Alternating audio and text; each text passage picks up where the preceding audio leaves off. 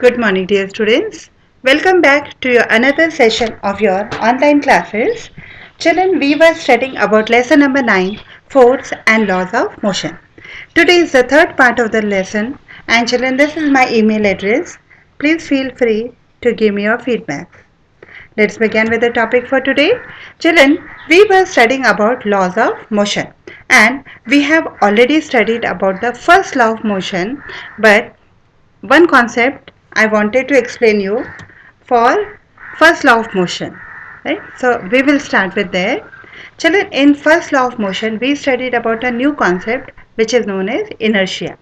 Now, let us understand that is inertia basically means the inability of an object to change its state of motion or rest. For example, आपकी mummy आपसे ज़रूर कुछ ना कुछ पूछती होगी कि will you have this in your dinner, will you have this in your lunch. So you sometime you must be agreeing and sometime you disagree. Okay, so inertia in simple word is disagreement of any object to change its state of rest or motion is known as inertia. So children, what is the relationship between inertia and mass? Let us understand. Here I have taken a picture in which you can see a very beautiful scenery is there, and there are different rocks which are embedded in the soil. Some of them are very big and some of them are very small. Now children, you wish I give you a choice that you have to take out any of the two rocks. One should be big and another one will be the smaller, right? Now, and my one condition is that you have to apply equal amount of force. Force should remain the constant, right? Now children, when we apply force to equal amount of force to different object having different mass, we find that it is easy for us to take out or to move out the smaller rocks, but the huge rocks cannot be even moved 1 centimeter, right? So let us consider two stationary objects having different mass, and let us apply equal amount of force to both of them. Now children, you can take any two things at your home. You can take a bottle of water, right? A bottle, and you can take a glass, okay, and keep them empty so that you are not in any problem, and try to apply them with equal force, and which one will move farther, कौन सी चीज दूर तक जाएगी, right?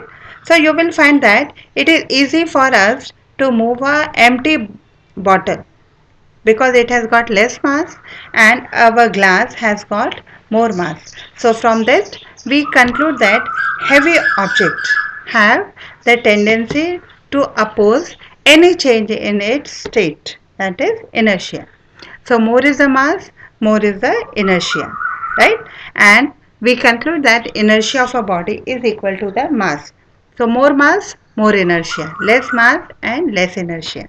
So next time children, whenever any shifting work is going on in your home, please help your mother, because now you have understood the concept of inertia.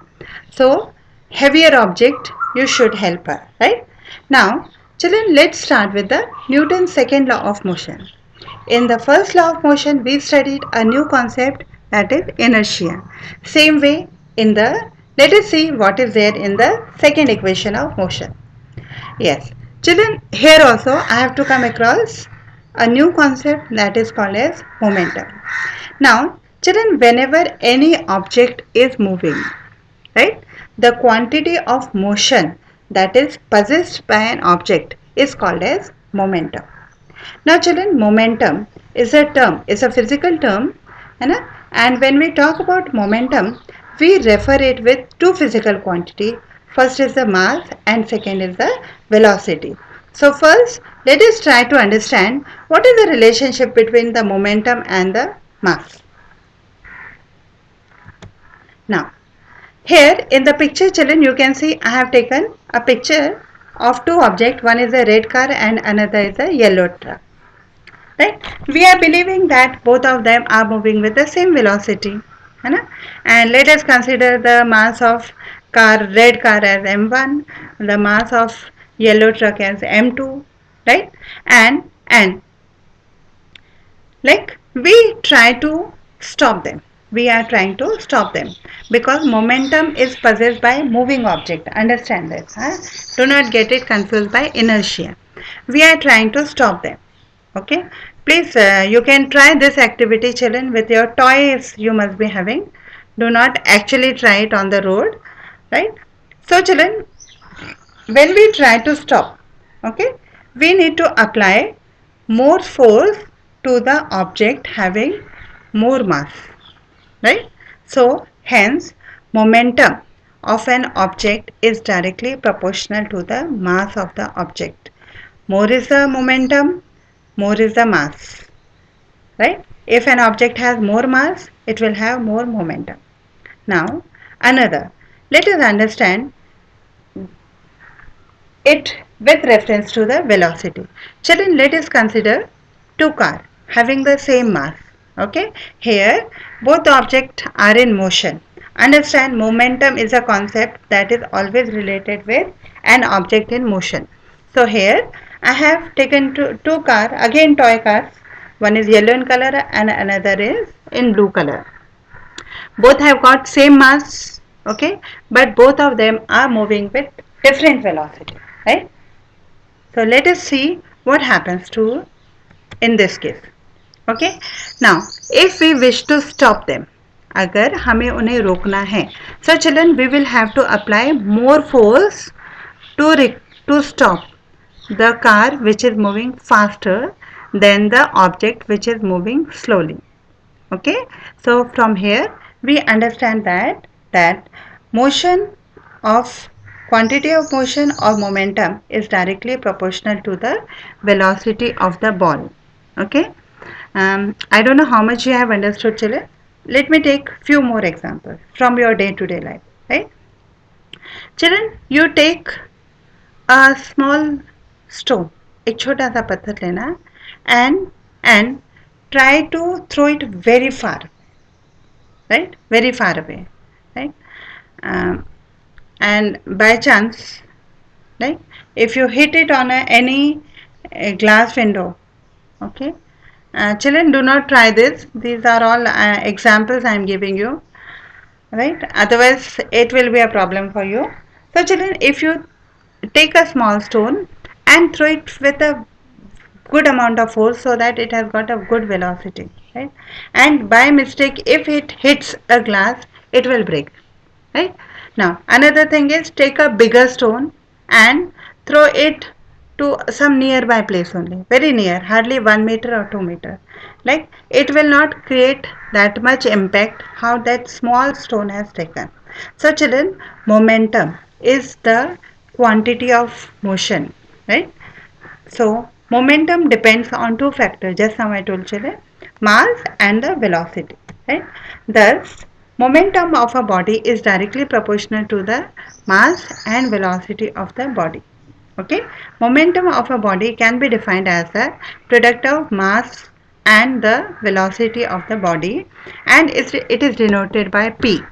P is equal to m into v, where m is the mass of the object and v is the velocity.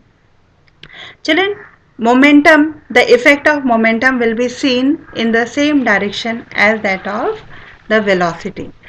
Object हमने जिस direction में फेंका होगा, momentum का direction भी same रहेगा, right? And the SI unit of momentum is kilogram metre per second. And children, now let us study about the Newton's second law of motion. Newton's second law of motion says that the rate of change of momentum of a body per unit time, okay, is directly proportional to the unbalanced force acting on the body. The change in the momentum takes place in the direction of the unbalanced force of the body.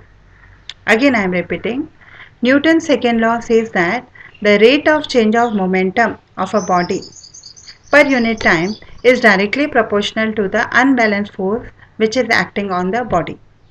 Always remember that the direction of momentum is same that of direction of the unbalanced force of the body.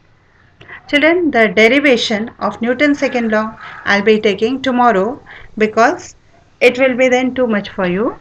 So I hope you have understood the concept, and anything that you did not understand, please ask me. Again, I am repeating, inertia was, inertia is the resistance of any object to change its state. State means not Gujarat Maharaj, not solid liquid, but rest to motion. Right? Second, I taught you children momentum. Momentum is the quantity of motion. Quantity of motion is referred by P. It is denoted by P. Okay, and P is equal to m into V. The SI unit of momentum is kg meter per second. Newton's second law is, according to Newton's second law, the rate of change of momentum of an object is directly proportional to the unbalanced force acting on the body. Right? The change of momentum will always take place in the direction of unbalanced force of the body. I hope children I was able to make you understand this little bit different concept for you. We'll meet tomorrow again and continue with the same topic. I'm not getting any feedback, children. Please do give me your feedback. Thank you and have a nice day.